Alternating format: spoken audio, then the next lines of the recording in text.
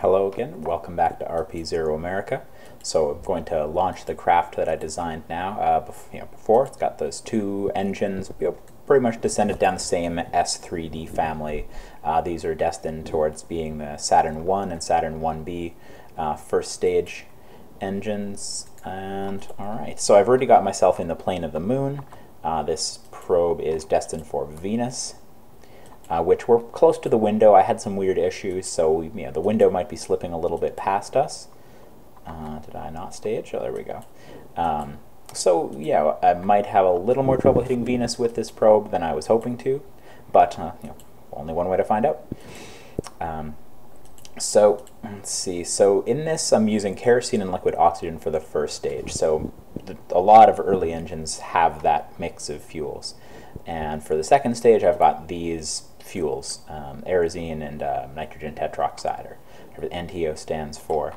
So these are hypergolics, so you could leave them in a missile silo, for example, for a long time, and they're not going to boil. They might chemically degrade with time or various things, and there's an interesting history of the creation of fuels that were as stable as possible over as wide a range of temperatures and time as possible. But those fuels were ideal for that. So those fuels are fine to be used. The Titan II was the first stage for the Titan II burned the same types of fuels, and it wasn't worse for that fact. Oop, come on, I just want to lock into, there we go, surface velocity plus, and it's gonna kind of paddle its way up to space. Here, I've really just combined, I'm mixing fuels. I've got these two fuels on the first stage and these fuels on the second stage. Not for any particular reason, just because of the engines I'm using. So you can really use whatever fuels you want on the first stage. It really doesn't matter. You might notice, if you've got an astute eye, differences in this kind of the size of the tank you end up needing, because the different fuels have different densities. But beyond that, they're really very similar. Kerosene and liquid oxygen have similar densities to these. These might be a little denser, like the Proton rocket that the Soviets or Russians still use to send up geostationary payloads. That fuel is pretty dense, and therefore, for what it delivers, it's kind of a smaller vehicle than you might expect, visually, physically. So kerosene and liquid oxygen are kind of just the baseline standard of density of fuels. The only thing that really varies beyond kind of the regular range of densities of fuels is liquid hydrogen. So one place that you can very easily see that is in the Saturn V. And so for many rockets, particularly let's say the Saturn V is a good example of this, you go with kind of mass ratios for your stages. So if, for example, your first stage is 1,000 tons, then you'd want your second stage to be roughly, very roughly, about a fifth of that. So 200 tons. So those numbers being very rough, the Saturn V definitely follows that pattern. But it doesn't quite look like it does. The first stage and the second stage look like they're pretty similar in size. They're pretty similar in height, and they're the same diameter. But so it may not look like it's that they have that substantial a mass difference, but they do, because the first stage is burning kerosene and liquid oxygen, which are both quite dense, and the second stage uses liquid oxygen, which is dense, and liquid hydrogen, which is extremely not dense. And so that's what leads to that that visual effect of the Saturn V. Yet it still is pretty close to that ratio, which I find pretty interesting. But really, really you can. It's just a bigger tank. You're still going to have, because it's still carrying the same mass, the mass fraction, like about the mass of the tank for the fuel, whether it's kerosene and liquid oxygen or liquid hydrogen and liquid oxygen. The dry mass will be comparable or similar. That's not a huge overriding concern either. Just kind of getting closer to the prograde. But yeah, that's one side of the fuel selection story. So don't worry too much about density. The one thing you'll notice is that liquid hydrogen is much less dense, therefore you'll have, let's say like an Atlas Centaur. The Centaur upper stage will burn liquid oxygen, liquid hydrogen, so it'll have this big honking tank, and you might expect that it's too big to be an upper stage for a rocket, but it's actually much lighter than it appears because it's containing liquid hydrogen, which is still, it's still a liquid gas. It's still in liquid form. It's just, even as a liquid, it's not very dense. So another important consideration in selecting fuels for the stages of your rocket is, well, whether it's hypergolic or cryogenic. So hypergolic fuels, those aren't comparable, like those aren't like they're not the opposite of each other. So a cryogenic fuel is like the liquid oxygen in that first stage. It is a cryogen, which means it will boil off. It's the way it's kept as a liquid is by being very, very cold. And so over time, if it gets heated above a certain point, it's going to go through a phase state change, just like ice to water, or water to steam, and you're going to effectively end up losing some of that fuel. Whereas these fuels, these hypergolic fuels, do not have that property. So kerosene also doesn't have that property. It's only fuels which are cryogenic which have that property. Which is certainly a bad one to have for anything you put into space. And you might, that you're going to be parking in space for a while, because it's just a matter of time that a cryogenic fuel will boil off, unless you have a mechanism to keep it from boiling, which at this point in my technology, and even in modern times, isn't really done.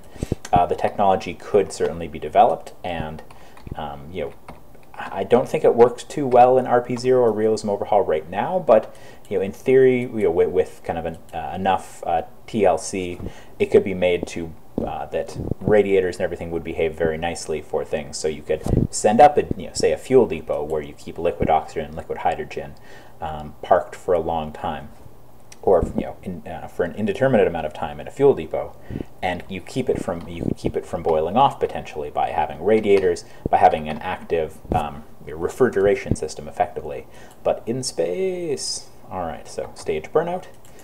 So let's drop that and ignite this. Just check the fuel stability. Very stable. All right, and so let's light it and complete our orbit. So I'm sure I've done enough clicking at this point that, yeah, we're starting to wander a little bit away, but that's okay. We're still within a degree of that, which is just a good rough place to start our trip towards Venus. Okay, so I'm just going to try to bring that down a little bit.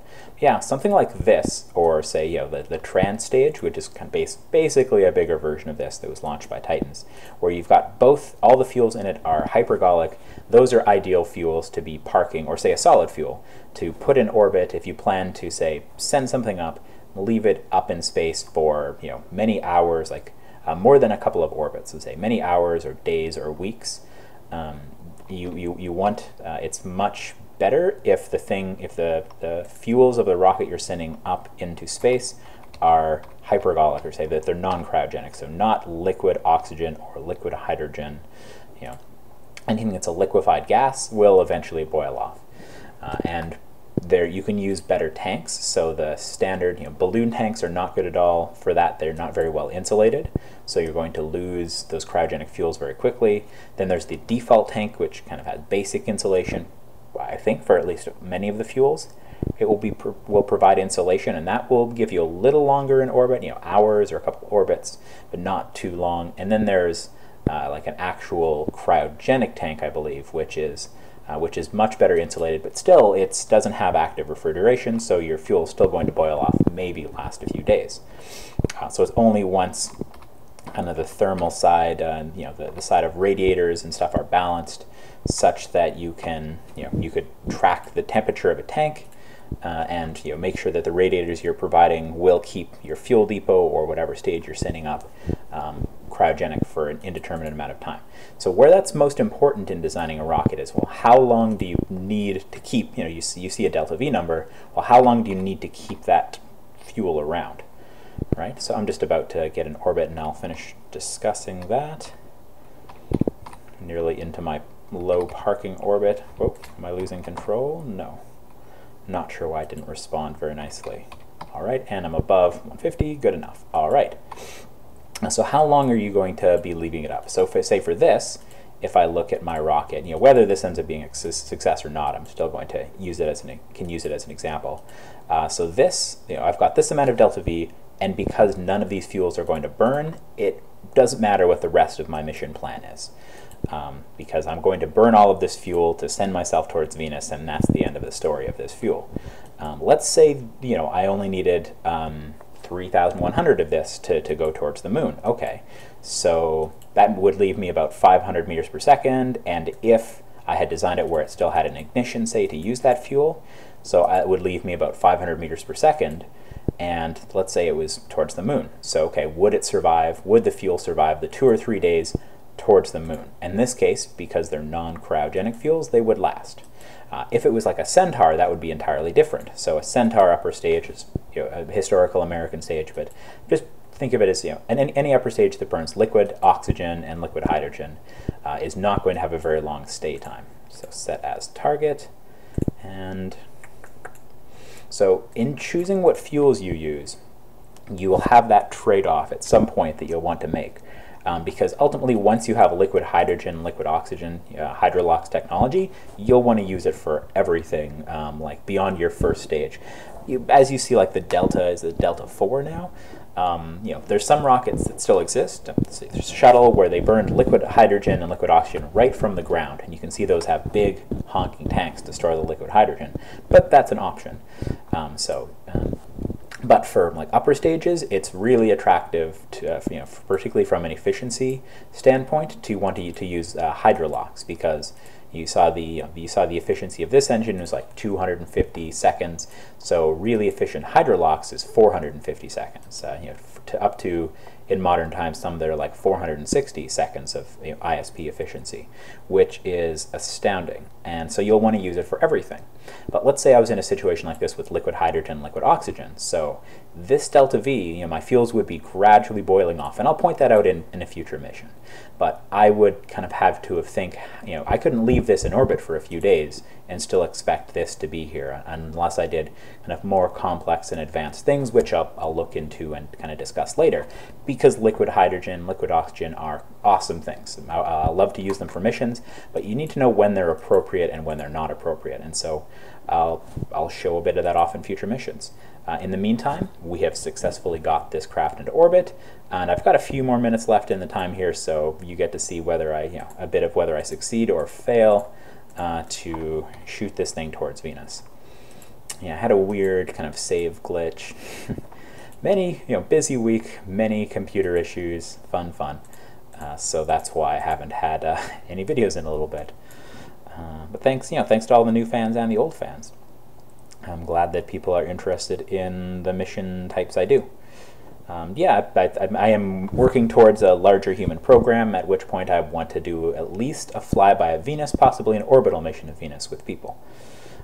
Okay, so I've gone over what this plot is in previous videos. I'll see if I can find one and maybe link it in videos, just so people don't have to look at all of my back videos to see me describe how this pork chop plot. I think Sarbian called it a heat map, which is interesting as well. It's another way to think of it, but I like the super old-timey NASA concept of calling it a pork chop plot. Oh, and that's actually what it's called here. All right, so lowest delta V. Okay, departure in a day. Okay, so that's not too bad. So create a node. And what if I tell it ASAP? No. Okay, what if I just reset the whole thing? So a day isn't bad. Like, I could park this for a day, no real trouble. Actually, yeah, and that delta V is quite close to what I have, which is good. But let's say so it didn't respond when I did that, and I was confused at some point in the past, but that's because I have to kill the node before I can actually reset this. Okay, so ASAP, 3 days. 3 days is not ASAP. At least, yeah, in pretty much no cases is 3 days good enough. Oh, okay, zoomed in. Let's try ASAP again. Anytime now. Okay, that's not so bad. I wish it was a little more specific, but below some threshold it just says that, and you have to create the node to see. Okay, an hour. An hour is way better. An hour is less than a full orbit even. I'm getting this weird delay in jumping camera modes, but it's better than some of the other issues I had with my computer in the last week. Okay, so first I'm going to point towards that. Don't remember. No. I kind of wish I could create a dummy thing, because people suggested, and I really like the idea of just having this engine off and then staging it again. Although I like the fact of staging it to enable it. But yeah, shutting this down and then activating again once the ullage is complete is a good idea that I like to steal from other people. So thanks to whoever gave me that idea. Okay, so yeah, delta V is still comparable. Oh, because I shut down the engine, it's not showing, but this is basically the same number as I had before. Yeah, so I'll definitely be able to send this craft towards Venus. It looks like things are going well so far. So I'm going to complete that burn. Yeah, I'll make the video slightly more than 15 minutes just to show that off, I suppose. Okay. Whoa, slow down. See, I've got plenty of hydrazine in this. That's kind of one of the small advantages of the new craft I designed versus the old one I used. With the old one, I had to kind of leave this only partially full, whereas this one has a bit more of a lift capacity, so I was able to place more mass in orbit. This is a pretty good amount of mass I've got into orbit, comparable with what the Titan II placed into orbit, which kind of makes sense because I'm using, if not the exact same engines, the engines have similar mass, and the engines have similar thrust and efficiency, and the overall rocket has a similar amount of mass. Really, the biggest thing, if I wanted to put 10 times this amount of mass into orbit, I would simply build a rocket that was 10 times as big. I don't feel it's worth the effort to really try to squeeze every ton out of your craft, because ultimately, at the end of the day, for NASA or any other launch agency, it's about dollars per payload, mass payload to orbit, not necessarily about just how many tons it is on the pad. Okay, so we've got about an hour till that, so I'm just going to save and tell it to execute next node. So avionics shut off. That's why that popped up, because I've got on my main probe I've got a more advanced avionics unit, which will shut off when you go into time warp. So it's therefore it draws less power, and then it will automatically turn on when you exit time warp. Ooh, this is going to be a pretty burn. Okay, so is my RCS on? I can't quite tell with the way it kind of frosts over. Okay, so it kind of buggered up. It buggers up this. Okay, let me abort node execution. Is it stable? See, I find that's the activate engine. I find that's an issue with disabling the engine and letting it carry out, because I still would have to do something really specific in order to get MechJeb to line up the time just right as well. Let's say rather than disabling the engine before I warped to it, I would have to warp towards the node so that it calculated the time properly, so it pulled you out of time warp and got ready to start the burn with enough time. It's just weird and specific kind of process to get it to ullage. Really, it would be better to do it by script, but writing a KOS or a KRPC script to handle those things is an entire bag of worms. That's the more I look at those scripts and work on them, or see Agathorn or Bevo's scripts, the more I feel like I should just look into MechJeb's code instead and try to make it smooth some of its rough edges for realism overhaul out.